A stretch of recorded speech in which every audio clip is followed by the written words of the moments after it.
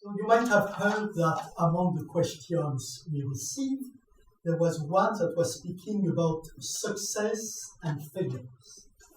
So I would like to note something. There are two words that you will not find in the gospel if you look at them. I say it again, that you will not find, and those are success and failure. Okay. And the logic of the gospel just doesn't work that way, you know. What is success? What is failure? It's a question of appreciation. And sometimes we have huge success that finish by being terrible failures.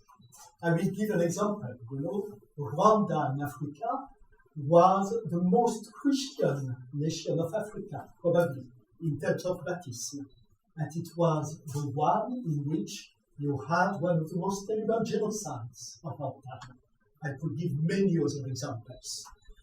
So, what does it mean? It means that when we are speaking about interreligious or intercultural encounters, including personal encounters, you're not a subject trying to get a result on an object. There is something that will happen, and the best thing to do is to remain alert to what is happening. And if you can accept it and enter into what is happening, that's the only measure of success we can speak about. So it's not a question of result, it's a question of process. If you can divest yourself of this subject-object mentality, now maybe we can speak of a measure of success. That will be my first point. Second point, Tom has rightly insisted on the first Jesuit mission, from the end of the 16th century to the end of the 18th century. And as he has said, there were around 900 Jesuits involved in this adventure. But we were given the points of all of us beforehand, so I was happy to see that in the presentation of Ji Fangfang, she insisted also on the second mission. Okay. Second mission, 1842 to 1949, around 1,200 Jesuits involved.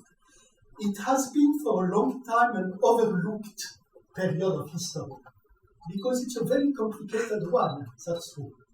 But it's a very rich one, with questions that are somehow similar and different from the one of the first period.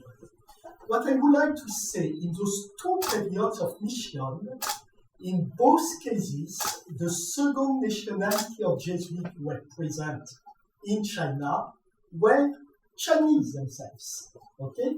In the first mission, first Italian and then Chinese, remember. In the second mission, first French and after Chinese. So it was not a West against East encounter. It was more complicated than that. And Chinese Jesuits have been an essential part of the Jesuit mission in China.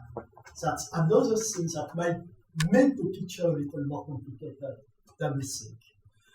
Why is the second mission interesting? And that will be my first point. I will give an example. I have a doctoral student now, a woman, who makes her dissertation on Catholic women education in Shanghai from 1880 till 1949.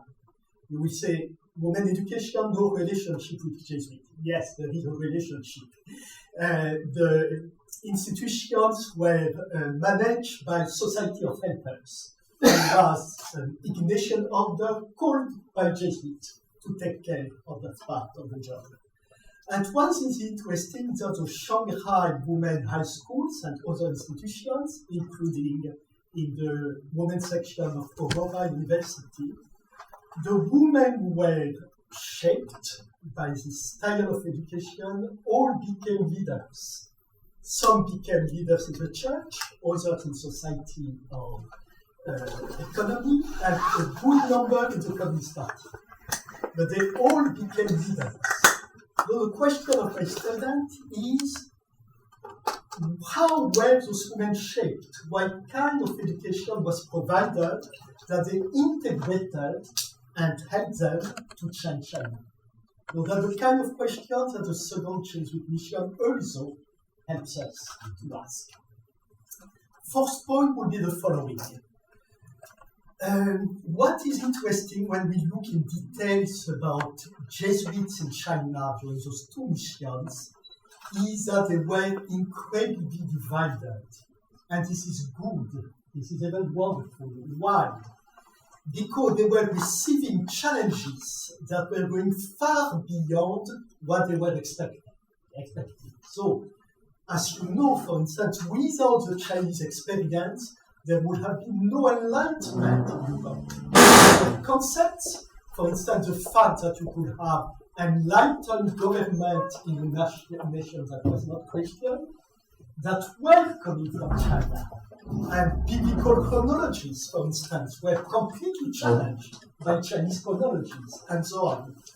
So the Jesuits were at the vanguard. They had to receive the shock, to digest it, to answer questions as, how are we going to call God in Chinese? And they were not agreeing at all about that.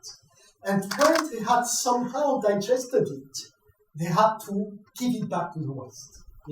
So it was not China that was challenged by Jesuits. In the first period, Europe was much more challenged by China than China by the Jesuits, because there were so few Jesuits in China, almost no influence. But the letters they were writing to Europe were completely changing the perception of Europe, not only of China, but most importantly of itself. Okay?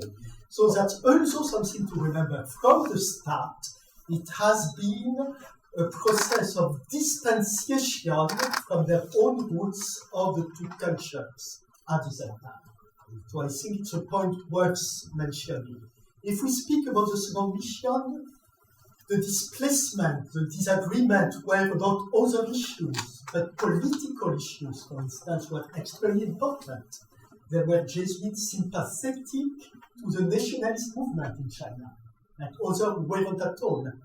There were Jesuits who were for the Chinese church hierarchy, clearly speaking Chinese bishops. And there were a good number, I have to confess, who weren't at all for that kind of change. So, always disagreement to be processed, which means that the Jesuit order itself, the Catholic Church and the West, have been all the time challenged by the Chinese experience. Because of time constraint, I will add only one last point. There are, of course, many others that I would like to mention, which is the following. Now, it doesn't make sense to speak only about a dialogue between Jesuit and China or the West of China and so on. We're not in a world of bipolar dialogues. We are in a time of global endeavors in which all dialogues are crisscrossing. Though there are a number of dialogues with China and the world that might be much more important now than the one we are speaking about today. Let me mention 2 examples. First, China and India. I don't know India very well, but each time I go to India, I say, I would like so much to participate more in the interaction between China and India. There is so much to say, and those 2 nations have so many prejudices, one against the other. Okay. Or once, I had terrible difficulty because I organized in Chengdu a workshop on peace education. But the main speaker I asked to come was a woman professor from Ateneo de Manila, so a woman from the Philippines.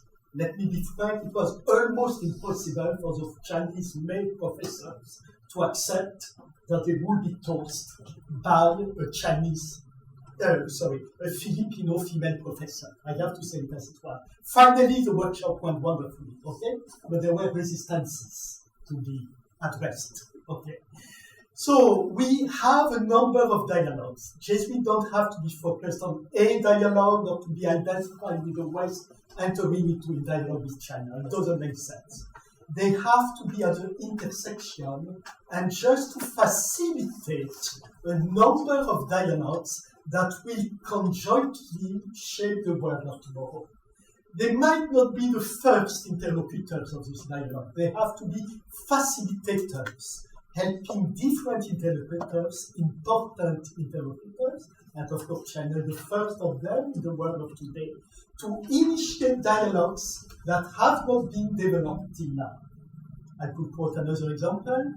It is the one of China and Africa. There is an urgent need of cultural dialogue, I insist on cultural, between China and Africa. And Jesuits have something to do on that because they are at the vanguard of the change in Africa, in the educational institutions, for instance. So this is what they should concentrate upon. Okay. Maybe I will stop here. I think that my voice is already telling me so, even before the facilitator. So, many thanks.